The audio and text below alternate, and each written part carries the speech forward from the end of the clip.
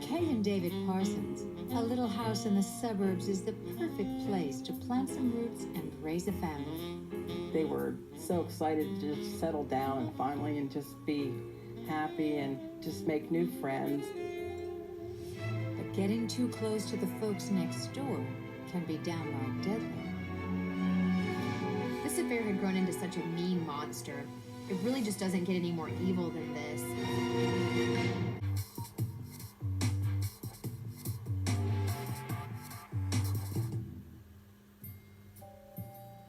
I've always made a point of getting to know my neighbors. Well, you know, there's no harm in being a little nosy. It's when you use your hands that you get in all the trouble.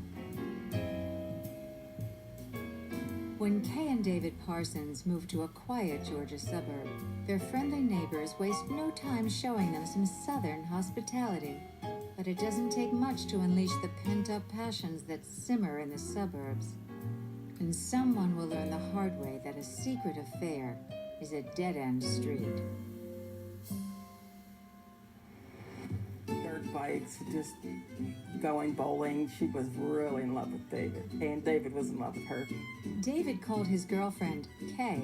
And David joined the Army, and they moved to Germany, to Colorado, to Georgia, to just a lot of places, and she just adapted to whatever.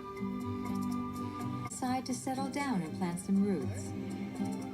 When it came close to David retiring, so they decided to move to Grovetown, Georgia. And it didn't take long for the Parsons to realize what they had been missing all those years. Neighbors.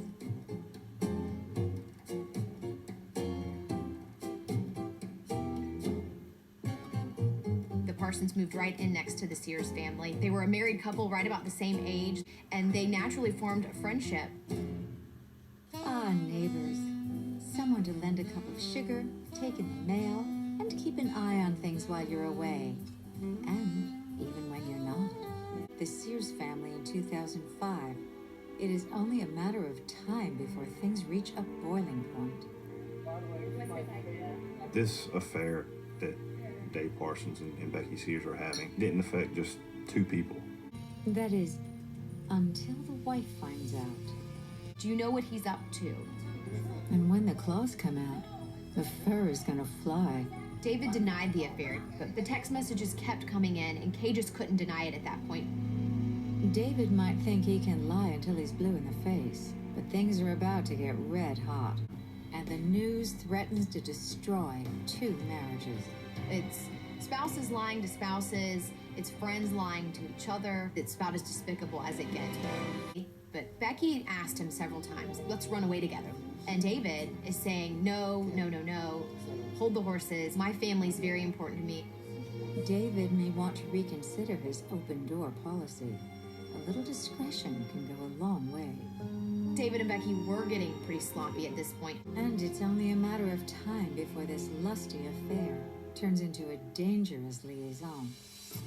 Becky would go out to Dave Parsons' job usually every day during the week. They would go and have lunch. They would have sexual relations in the vehicle. At one point in time, they were approached by a military policeman in the process of a sex act.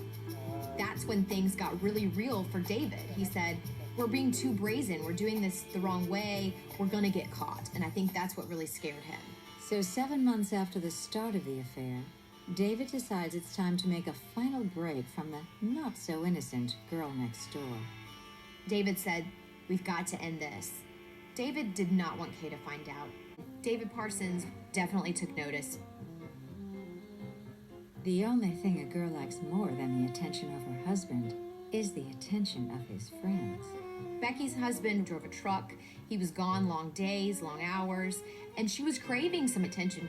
And David wanted the attention just as much as Becky. After nearly 20 years of being a one-woman man, a little next-door dalliance can be tempting. One day, the two couples were playing tennis, and David partnered up with Becky. And she said, I'm not as good on the tennis court because I'm distracted by you.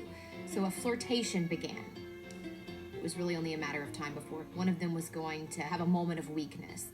They might be next-door neighbors, But David's about to become Becky's backdoor man.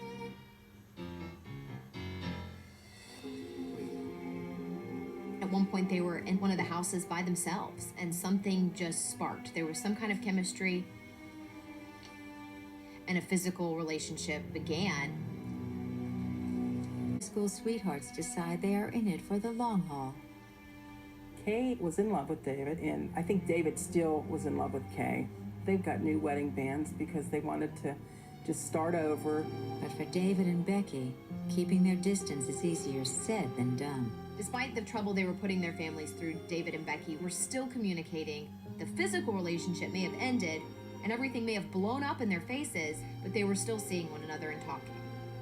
It seems these two have little regard for the damage their romance has wrought on their families, and what havoc is yet to come.